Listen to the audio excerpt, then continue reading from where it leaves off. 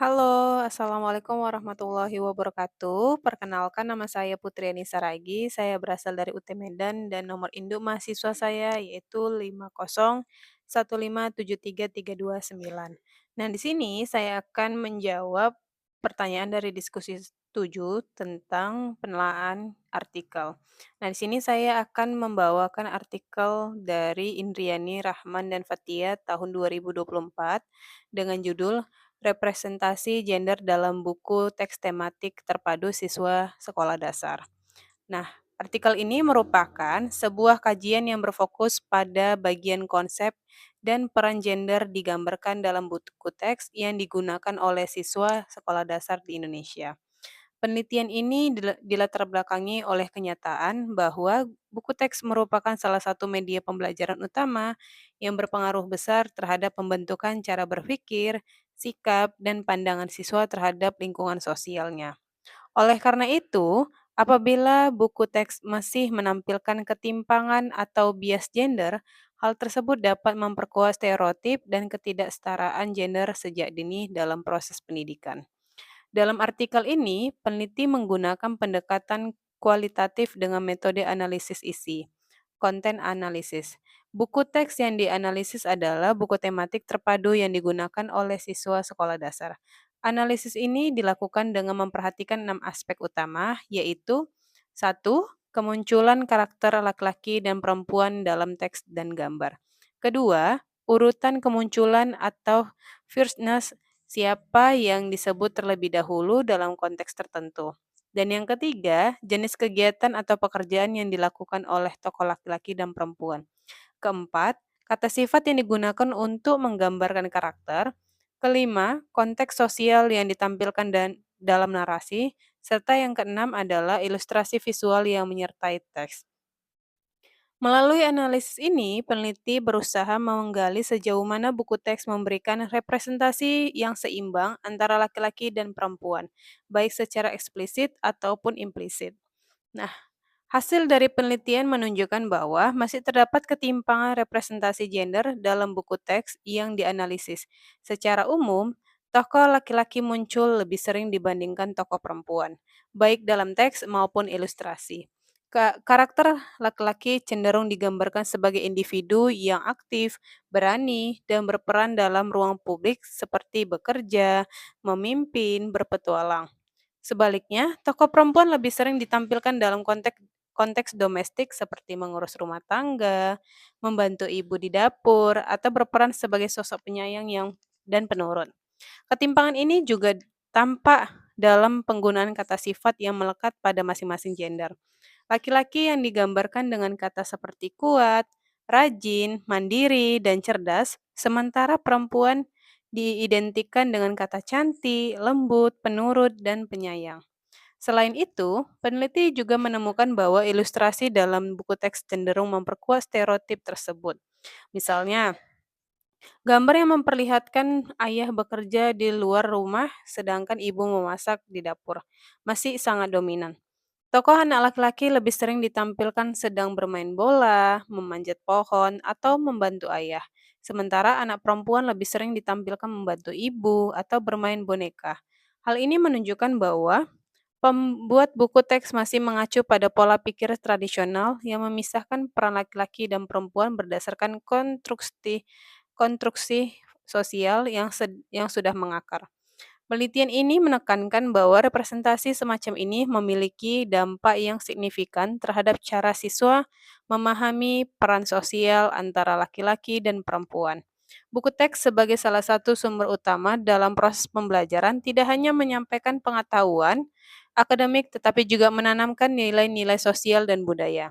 Dengan demikian, bias gender yang terdapat dalam buku teks dapat mempengaruhi cara pandang siswa memandang dirinya sendiri dan orang lain. Misalnya, anak perempuan mungkin tumbuh dengan keyakinan bahwa peran mereka terbatas dan ranah domestik.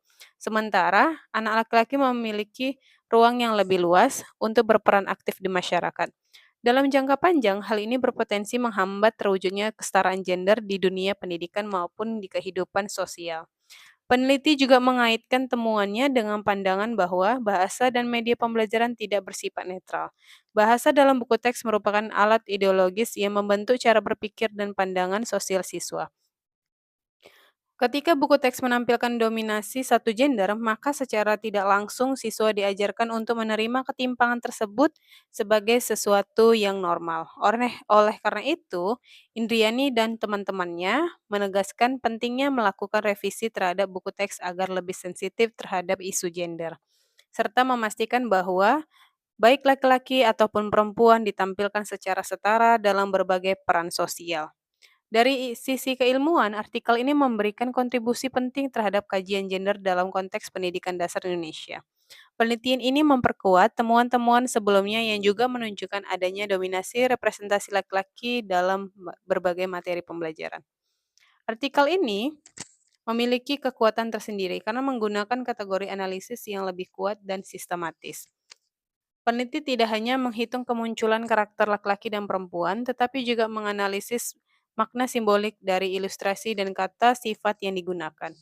Pendekatan tersebut membantu memberikan gambaran yang lebih konfrehensif mengenai bias gender dalam buku teks. Meski demikian, artikel juga memiliki peran keterbatasan. Penelitian juga hanya berfokus pada satu jenjang pendidikan, yaitu sekolah dasar, dan kemungkinan hanya menggunakan sampel dari satu kurikulum atau penerbit tertentu. Hal ini membuat hasil penelitian belum dapat digeneralisasikan untuk semua buku teks yang digunakan di Indonesia. Selain itu, penelitian lebih bersifat deskriptif tanpa menggali lebih dalam mengenai faktor penyebab munculnya ketimpangan tersebut. Aspek seperti kebijakan penerbitan buku, pandangan sosial peneliti, penulis buku, atau kebijakan kurikulum belum dieksplorasi secara mendalam. Dari segi implikasi praktis, hasil penelitian ini sangat relevan bagi guru, penerbit buku teks, dan pembuat kebijakan pendidikan. Guru perlu lebih kritis dalam memilih dan mengguna buku teks di kelas, agar tidak memperkuat stereotip gender yang negatif. Penerbit buku teks sebaiknya melibatkan ahli gender dalam proses penyusunan naskah dan ilustrasi agar isi buku menjadi lebih inklusif. Sementara itu, pemerintah atau lembaga pendidikan perlu menetapkan pedoman yang tegas mengenai prinsip kesetaraan gender dalam materi pembelajaran. Nah, artikel ini juga memberikan pesan penting bahwa pendidikan dasar merupakan tahap awal pembentukan karakter dan pandangan hidup anak, sehingga kesetaraan gender perlu ditanamkan sejak dini. Melalui revisi dan evaluasi terhadap buku teks, sekolah dapat menjadi ruang belajar yang lebih adil bagi semua siswa, tanpa memandang jenis kelamin. Upaya kecil seperti menampilkan tokoh perempuan sebagai ilmuwan, pemimpin, ataupun penemu dalam buku pelajaran akan memberikan dampak besar dalam membangun generasi yang berpikir setara dan menghargai keberagaman peran gender. Nah, contohnya itu apa? Contohnya sebagai, perempuan bisa menjadi seorang pemimpin, ataupun contoh yang paling kecil itu laki-laki bisa menjadi koki. Nah, itu juga peran-peran yang ada di, sekitar kita, dan itu sangat jarang kita lihat.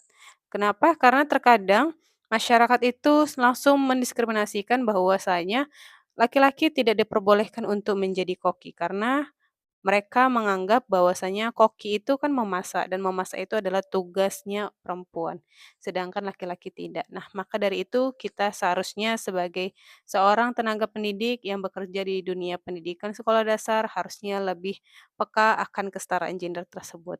Sekian jawaban dari saya, terima kasih dan saya tutup. Assalamualaikum warahmatullahi wabarakatuh.